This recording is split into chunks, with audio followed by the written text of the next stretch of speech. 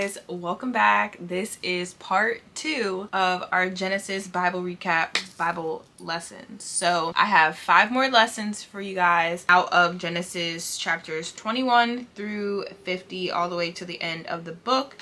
We are going to hop right into it. If this is the first video that you are clicking on, go back and watch the part 1 of Genesis chapters 1 through 20, those 5 lessons from there, and then come on back and join us.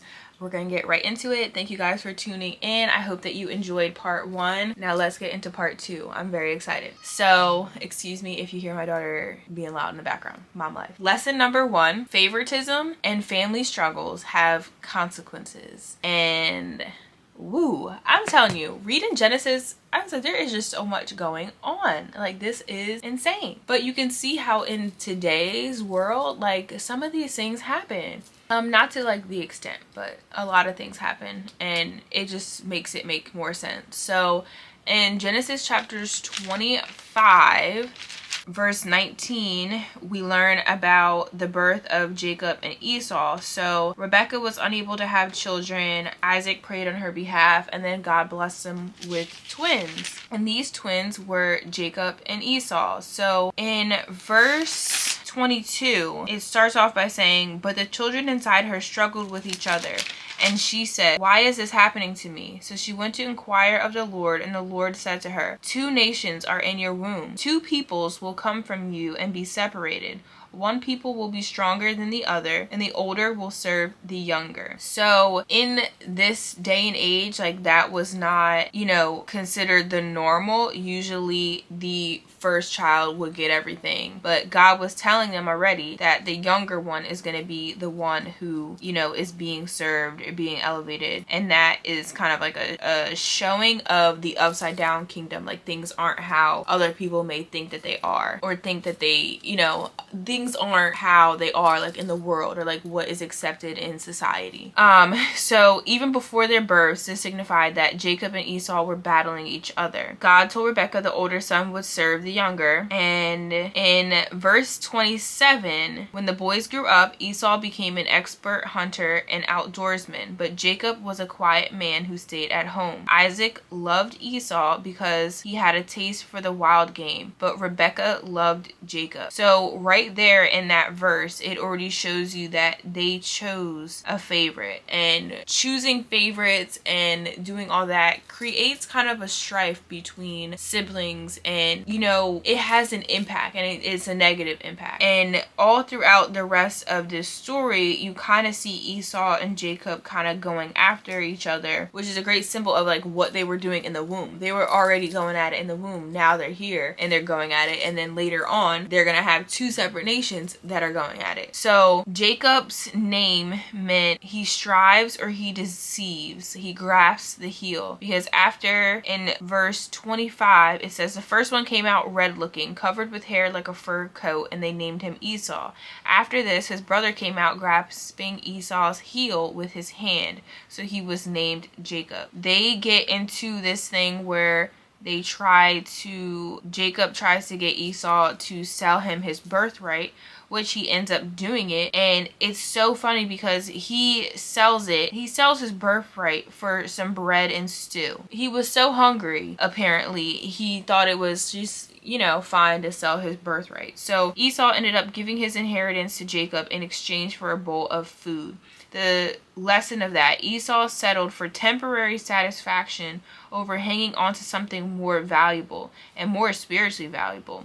In this whole situation, he didn't deny his flesh. He allowed his desire for food and hunger overtake and take something away that had great meaning and great value. And the lesson that I learned in that was, don't throw away your future over momentary pleasure. But anyway, he did not consider his birthright to be significant if he was just willing to give it away like that. Later on, they actually deceive his father. So Jacob, being Rebecca's favorite, she was doing everything in her power to make sure that Jacob got the inheritance, and they tricked Isaac into thinking that Jacob was Esau so that he would get the blessing. Rebecca was involved in this, and it ended up happening. They completely lied straight to Isaac, and Isaac ends up, you know, he was old in his old age and his eyes were weak that he could not see. So Rebecca saw this as a chance to trick him, and when Esau went out, she had Jacob go in to trick Isaac into thinking that he was Esau to get the birthright. She said, "Your curse be on me," because Jacob was like, how am I supposed to do this? Esau, like we said before, he was covered in hair. He was hairy. His father could feel him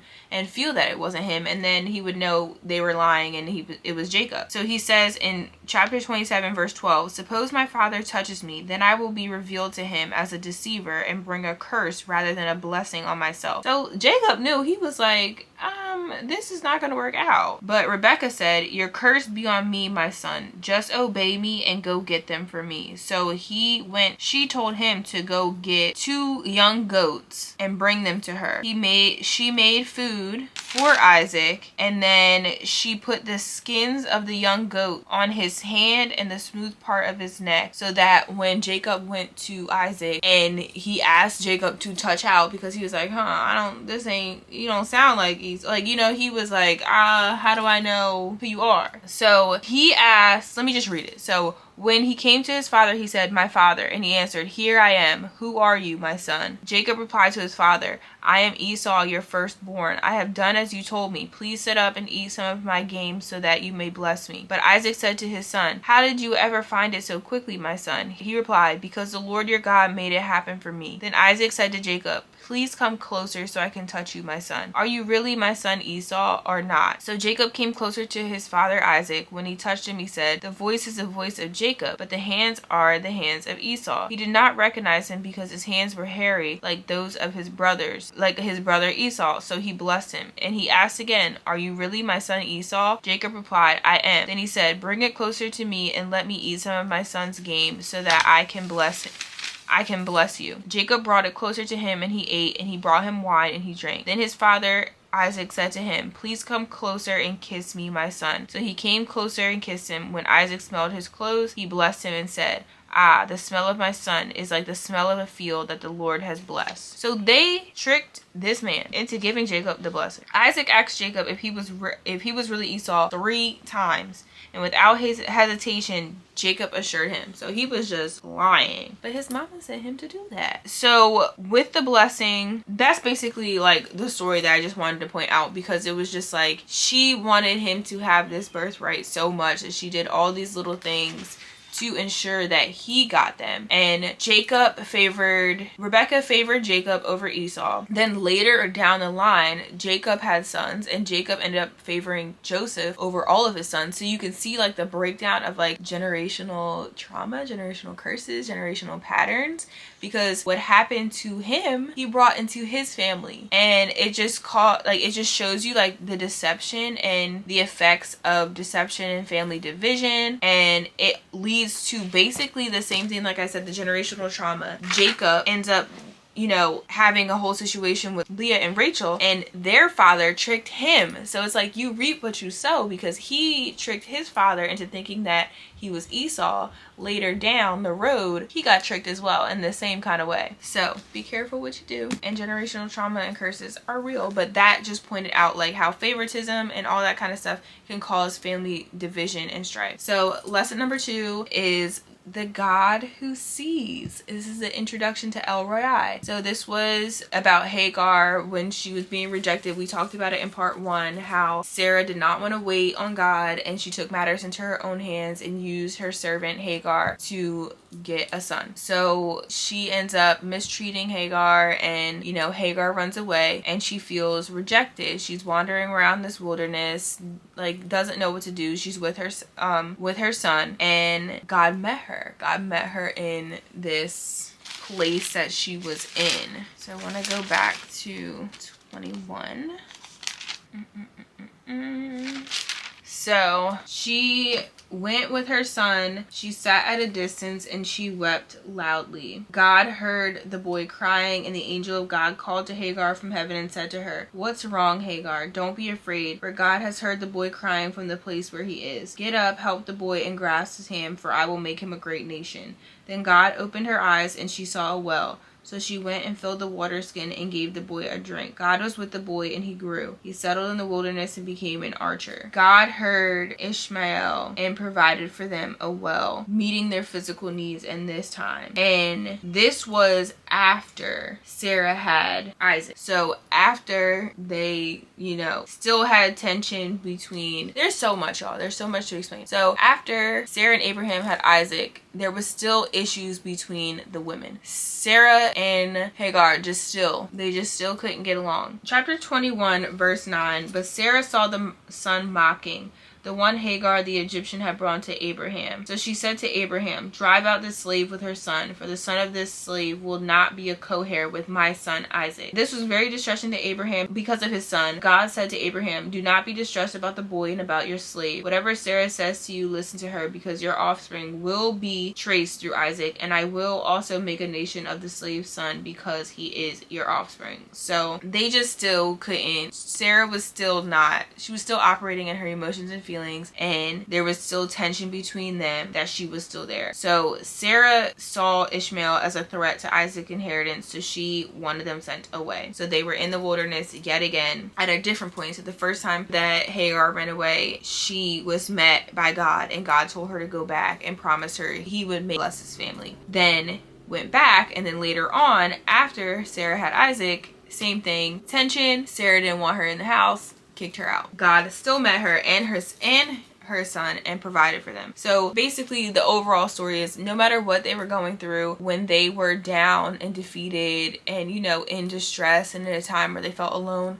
God saw them, God was there for them, and God provided for them. So lesson number 3, comparison and jealousy bring pain. So this goes on to talk about Genesis 29:30 with the whole story of Rachel and Leah. So I'm just gonna try to sum this up. So Jacob was deceived, just like he deceived his father. He was told that he would be able to marry Rachel if he worked for their father, but later down the road the father tricks him into sleeping with Leah and she bearing him a child. So as you can imagine, that causes some issues between Rachel and Leah, because Rachel wanted children. She wanted to be with Jacob, but her daddy was trying to give away Leah. Now Rachel was beautiful, she was attractive, so that just created an issue of itself. But he tells Jacob, it is not the custom in our country to give the younger daughter in marriage before the firstborn.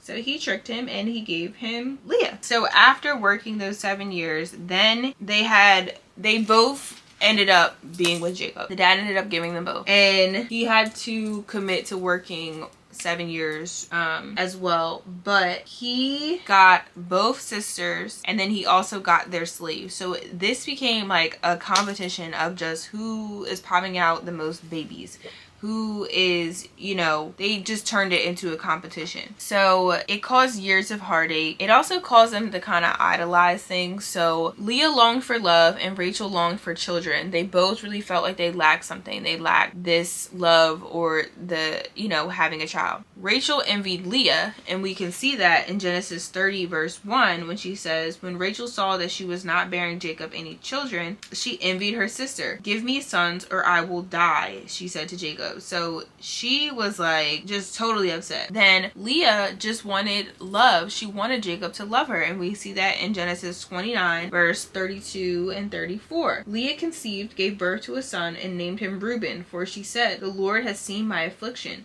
Surely my husband will love me now.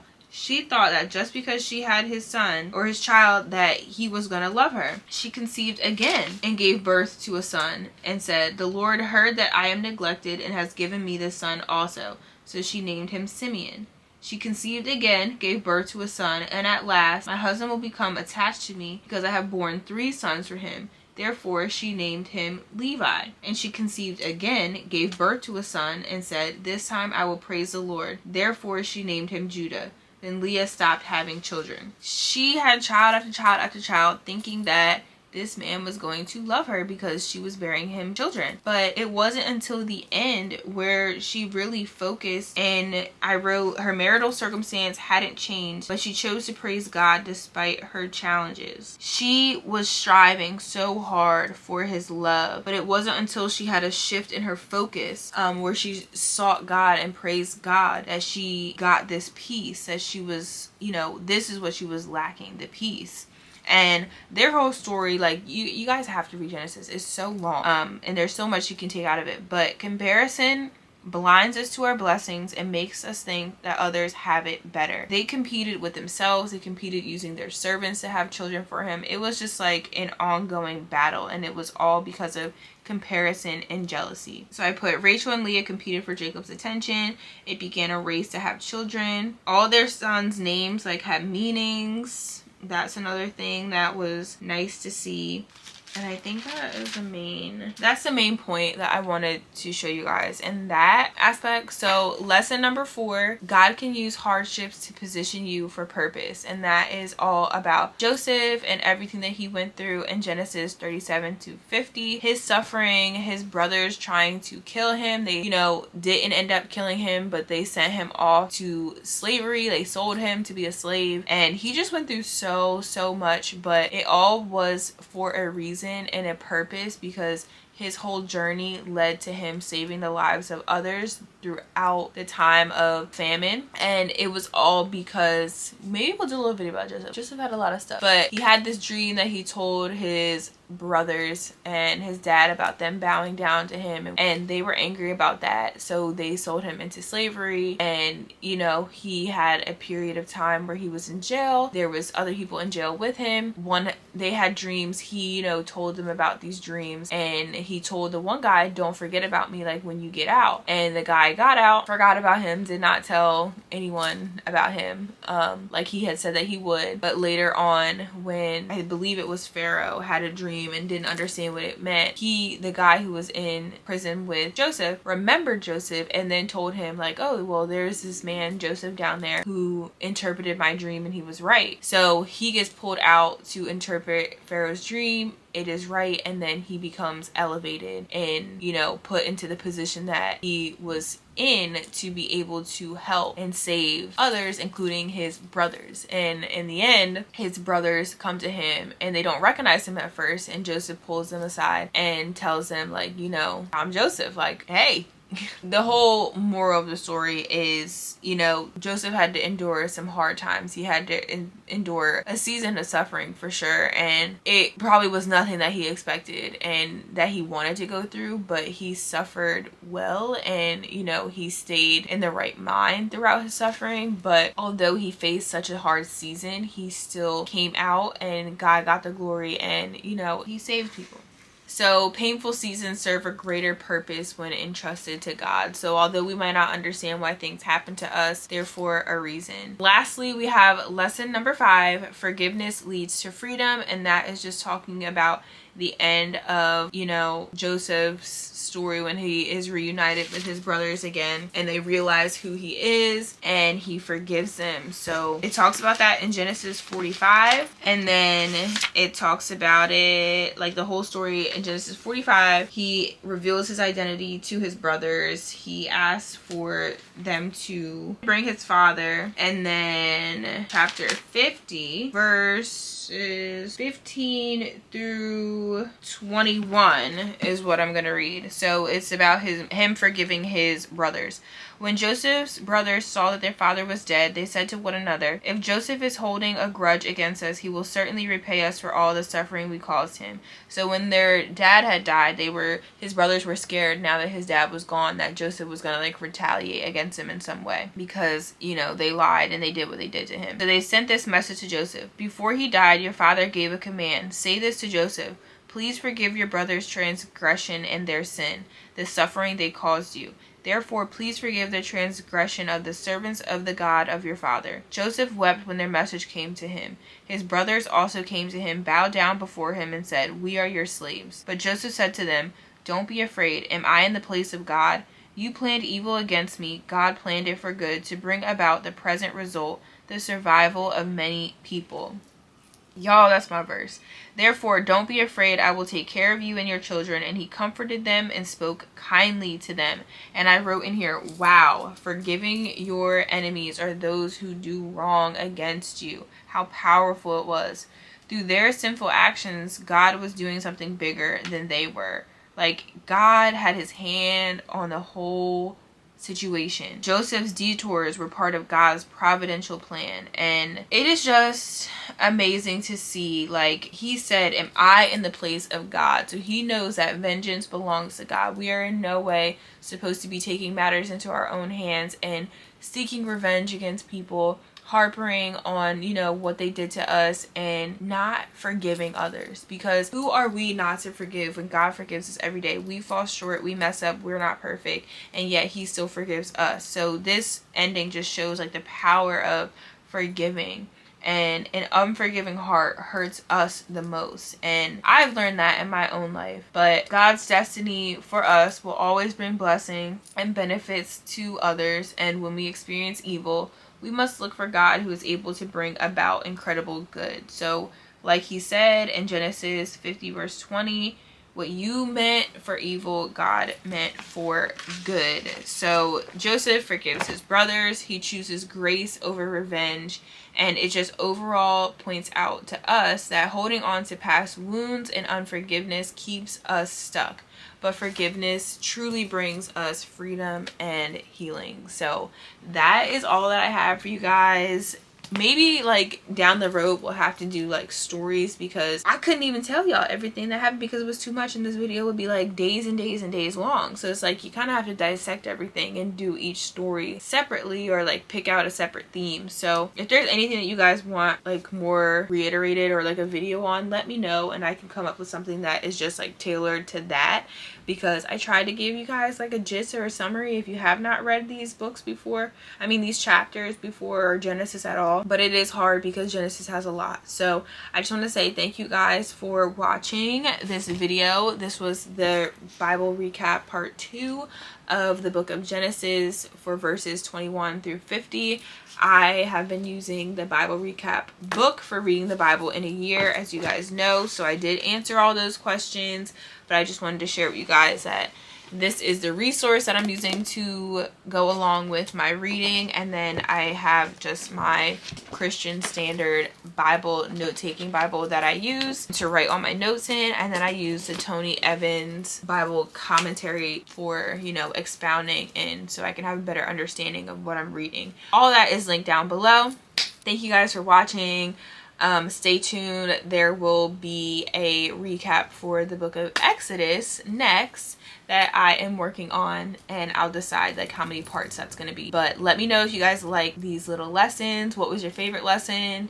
What did you pick out of? What really stood out to you? Or is something that you're going to apply in your life, or just try to reflect and work on more in your walk with Christ? Let me know down below in the comments. Talk to me, y'all, because I want to talk to y'all. So thank you guys for watching. Don't forget to like, comment, subscribe, and I will see you guys in the next video. Bye. It's the day that the Lord has made.